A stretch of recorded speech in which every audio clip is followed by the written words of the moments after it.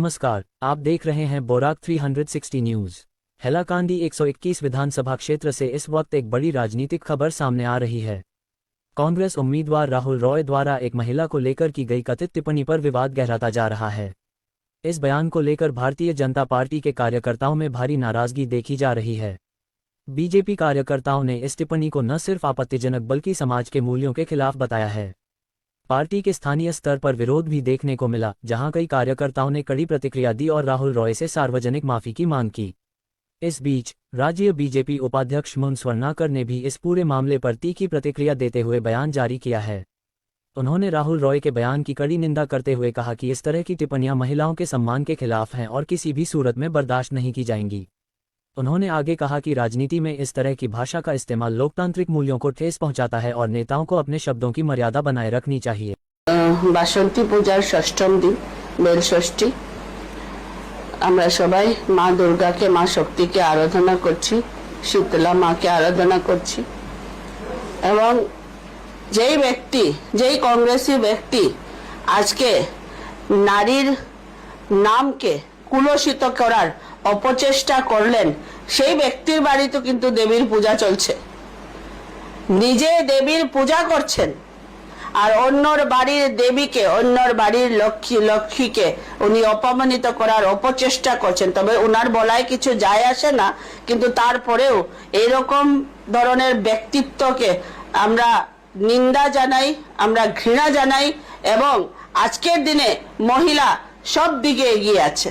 আজকে প্রত্যেকজন মহিলারা আমরা নিজের নিজের বাড়ি ঘর সংসার চালিয়ে আজকে রাজনীতিতে আসছি, রাজনীতি করছি। প্রত্যেক জায়গাতে আপনি দেখবেন মহিলা এগিয়ে যাচ্ছে। আমাদের সরকার মহিলাদেরকে এগিয়ে যাওয়ার জন্য বিভিন্ন ধরনের ব্যবস্থা দিচ্ছে। আর তার মধ্যে ওনার মতন একজন ব্যক্তি, এটা তো ঠিক আছে যে কংগ্রেস নিজের রাজনৈতিক মুনাফার জন্য যতটুকু পারে নিচে নামতে পারে, সেটা আমরা বিগত সময়ে কংগ্রেসের দেখে এসেছি। কিন্তু নিজে একজন মহিলার সন্তান হয়ে, নিজে একজন দুইজন মহিলার স্বামী হয়ে, একজন মহিলা বললে ভুল হবে, দুই মহিলার স্বামী হয়ে উনি আবার মহিলাকে অপমানিত করছেন। আমি হিন্দিতে বলে দিচ্ছি, जिसके खुद के घर शीशे के होते हैं, कांच के होते हैं, वो दूसरों के घर पे पत्थर नहीं मारता है। पहले अपना चरित्र देखो, आपका चरित्र क्या है, আপনার নিজেরটা দেখেন, তারপরে অন্যর কথা বলবেন। আজকে এক বাড়ির নারীকে অপমানিত করা হয় নাই, এক বাড়ির নারীর নামকে অপমানিত করা হয়নি, নারী সমাজকে অপমানিত করা হয়েছে। উনাকে কে অধিকার দিয়েছে যে মহিলার নাম নিয়ে এইভাবে কুচ্ছা রটানোর? উনার যদি সৎ সাহস থাকে তাহলে উনাকে আমরা বলবো যে উনি সৎ সাহসের সঙ্গে এগিয়ে আসেন। উনার যে কুকীর্তিগুলি আছে সেগুলি উত্থাপন করার জন্য কিন্তু মানুষ বসে আছে। আমাদের কাছে অনেক কিছু আছে, আমরা অনেক কিছু করতে পারি, কিন্তু রাজনীতি আলাদা জিনিস। রাজনীতি রাজনীতির মতন করতে লাগে, রাজার নীতি রাজনীতি, এটা রাজনীতির ওইভাবে করতে লাগে।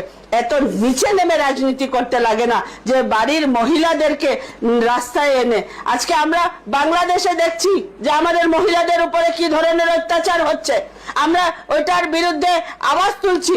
আজকে আমার ঘরের মানুষ আমার কাপড় খোলার চেষ্টা করছে, এটাকে আমি কি বলবো? ওদিকে আজকে আপনাদের মাধ্যমে এই ব্যক্তিকে আমি ওয়ার্নিং দিচ্ছি এবং এই ব্যক্তিকে সময় টানা বেঁধে দিচ্ছি যে 24 ঘন্টার ভিতরে যাতে উনি সামাজিক মাধ্যমে এসে আমাদের মহিলাদের সামনে উনার ভুল স্বীকার করেন, ক্ষমা খুঁজেন। নাইলে বেশি দূর যাওয়ার দরকার নেই, হাইলাকান্দির মহিলারা উনি যেভাবে মহিলাদেরকে অপমানিত করেছেন, খুব তাড়াতাড়ি উনাকে উচিত জবাব দিয়ে দেবেন। फिलहाल के लिए इतना ही। बाकी सभी अपडेट्स के लिए जुड़े रहिए बोराक 360 न्यूज के साथ। धन्यवाद। जय हिंद।